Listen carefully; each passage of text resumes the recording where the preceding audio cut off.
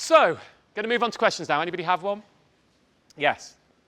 This might be slightly inappropriate, but if something were to happen to you, like if you were to like die or something, Yeah. or like become disabled, would your student loan like go away, or like, would your parents have to pay it? It's not an inappropriate question at all. It's a really good one.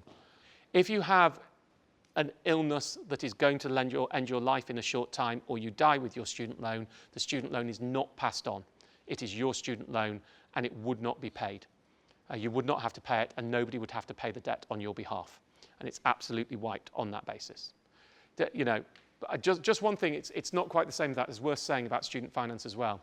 If you go to university and you study, and you drop out after a year, you still have the loans. Not graduating does not wipe your loans. So it is important to understand that once you go to university and you've had your living loan and you've had your tuition fee loan, and after a year it's not right for you, you will still have some debt to repay. You'll still have some of the loan to repay. Any other questions? Go on, be brave. Yes. I'm guessing you're a teacher. I completely understand about taking student loans and maintenance loans, because I do think it's potentially free money as a parent as well. I have friends that have actually paid off all their children's maintenance. They didn't take a maintenance loan. They've given them a living allowance. Do you think that's wise? Look, there are always issues about people's own individual finances, and it depends how much money you've got.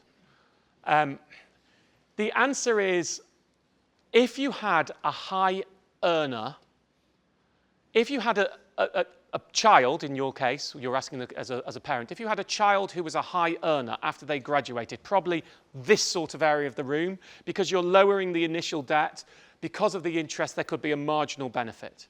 But again, I would absolutely prioritise as a parent sorting your own finances so you're debt-free first. I would never borrow to find this money to fund it, and giving them a deposit for a first house, which is the most arduous thing most young people will find. Now we want them to have a 10% deposit, and property prices are so high. If you have done all of those things and your child is likely to be a high earner and you've got the cash and you don't have another call on it, there's nothing wrong with it.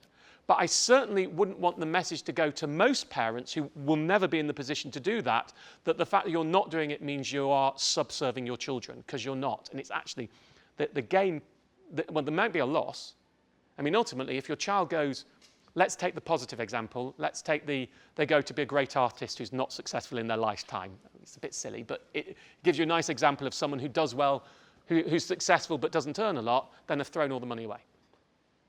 But there are some people who might say, I want to contribute to the state, and they might do it for that reason. But so I think it's certainly not without its risks doing that.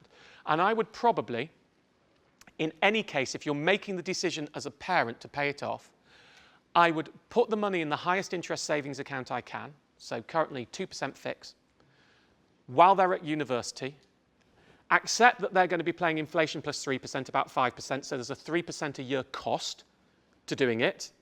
And then once they leave university and they get a job, so you now have a better idea of their next 30 years, because you don't while they're at university, now got a better idea of what their earnings potential and path is going to be, then you may want to pay it off. And there's no you can pay it off at any time without penalties. I probably wouldn't do it before they go to university if you were looking at this purely from what is financially expedient for me rather than wider morality about the state and how we factor all that into it question. Any more questions? Yes? How do you know when to apply for like bursaries in your student loan? Well, bursaries are an interesting one. You're going to go through that pattern. Have you been to open days? Yeah, so you've all been to your open days. You started to see some universities you like. You make your decision on it. Big thing I need to mention that I should have mentioned earlier, so it's good it's just flicked into my head. Look, forget the tuition fee price. They will tend to all be £9,250 now. Originally, the plan was that the marketisation of universities would mean there'd be different prices and you could choose your course based on the price. It doesn't happen. Most of them are £9,250. But do look at the cost of living at the universities you're looking at. We talked about the maintenance loan before. You can go online, and there's on Money Saving Expert, we have it, where you can get a rough idea of what your maintenance loan will be and then talk to your parents about what they'll give you. Then go and look at the cost of living. Look at the cost of halls, and there are books and indices out there at the cost of living in universities. That, unfortunately, while I don't like it, because I think we should have a meritocracy and you should be able to choose whatever university you go for just on whether it's right for you and you're right for them, is a factor. So look at the cost of living at university when you're making those decisions of which universities to apply for. Bursaries may be available. They tend to be pretty rare these days, and actually, and fee reductions aren't actually, I'd always take cash over a fee reduction. You're going to be applying for your student finance by next May. You're going to have made your university applications before you do that. There's a nice process to go through. That's actually quite easy and structural. The real thing to decide now is, do I want to? If I want to, which one do I want to go to? If I decide which I want to go to, can I afford to live while I am there? And those are the questions that you should be looking at right now. You should be having all this discussion with your parents, assuming that you're financially linked to them, which I would guess most of you are. And these are the ways that we make a choice. I would always push. My first rule instinctively would be to say to you, if going to university is right for you, it isn't always right. There are great apprenticeships out there. There are great jobs out there at 18. University is not the right path for everyone. Do a course that is properly going to benefit you both vocationally and in who you want to be as a person. But if going to university is right for you, then my first instinct would be go and choose the right course and try and work through the financial gap. If that course is right for you, go and choose that right course and go and do what you have to do. The system is not perfect. Other questions? Yes. For all the people who generate a personal income before going to uni, is their loan still decided dependent on their family income? So, for it not to depend on your family income, you have to be what's called an independent student. And an independent student, now, if you're over 25 or have children, you're an independent student automatically. If you're not, then you have to be genuinely, properly, provably, financially separated and estranged from your parents to a real degree. So that is quite a difficult thing to prove, that generally the state does not want you to prove. So, you're talking all the hurdles in a 110-metre race worth of hurdles to jump through to get it. Just the fact that you're earning a little bit for yourself and providing for yourself a little bit does not make you an independent student. So it is quite a complex definition, and I would err on the side of imagining that you wouldn't be an independent student. You need to go and do your reading and see. If you think it's a plausible outcome, it's a big subject, but it's difficult to get certified as an independent student. So generally, family income would be to be. The classic example, so I met a young man in something once who was 17, and his parents, there were issues with his parents, and he had left home at 16, and he was living in foster care, and he was funding himself to go through his education at the age of 17. He's an independent student. It's that sort, you see the sort of degree we're talking about, separation. Yes? Can any of this change? Very glad you asked me that. Yes is the answer. And this is the difficulty. Everything I'm telling you is based on the current system. Now, there are two types of possible changes. You are year 12, so you've got another year to go at school before, and you'll be making your applications over the next year, which is why this is the perfect time to do it. And then most of you, it's likely you'll be starting university in a couple of years' time. Some of you may take years out, and it's another year after that. Now, there is talk at the moment of the system being changed, a report called the Auger Report, which proposed changes to the higher education system. I'm not going to go into those changes because it's quite a radical shift. It hasn't happened, it's not been accepted. But the perhaps more important element of that question is, once you sign up to this system, is what you sign up to locked in for those 30 years?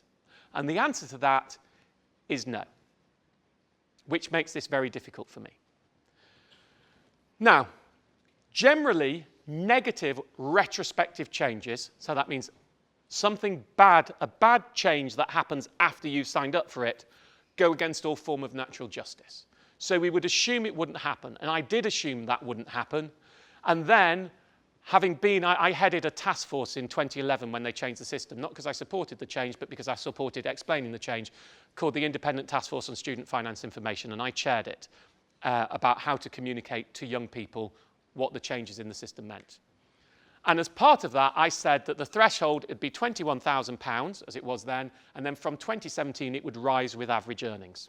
And then in 2015, they announced that from 2017 it wasn't going to rise with average earnings, they would freeze it. And I was furious, because I felt like I'd been their information mule. I felt they'd use me as an independent task force I had letters telling me this would happen, it was going to happen, and I was the person who'd said to all these people, it's going to start to increase from 2015, and I was furious.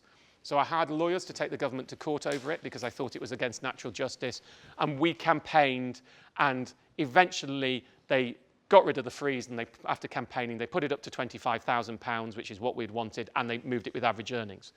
But it was proof that bad things can happen and changes can happen. Now, there's things we think won't happen, like changing the 30-year wipe. That would be absolutely outrageous if they changed the 30-year wipe. But interestingly, the first thing to understand is a lot of this can be changed by what's called secondary legislation, which means it doesn't have to be voted on in Parliament. Voting on something in Parliament makes it more difficult to change anything. It can be done by the authority of a minister. So there is a political risk here that things could change.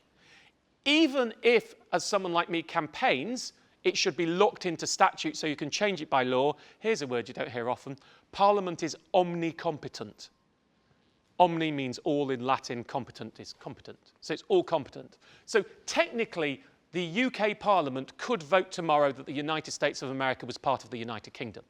And then in law, the United States of America would be part of the United Kingdom under British law. I mean, it'd be nonsense, but Parliament can do what it likes. So you can never lock in anything, but at least if it were only changed by statute, changed by a vote through Parliament, it's more difficult to change things. But we don't have that. And one of the things that I lobby on is, well, if we're going to have terms that can be varied, we should say which are the terms that can be varied and which are the terms that aren't. Now, what I've done today and everything I've said to you today is based on the system as it exists right now. I think after the terrible shenanigans the government had, it is unlikely we will see retrospective changes, but it's far from impossible that the system will be changed once you've signed up for it. Could be the other way. We could have a hard left Labour government who decides to wipe all your debt. And, in which case, again, overpaying would have been a mistake. So it's very difficult to make a decision.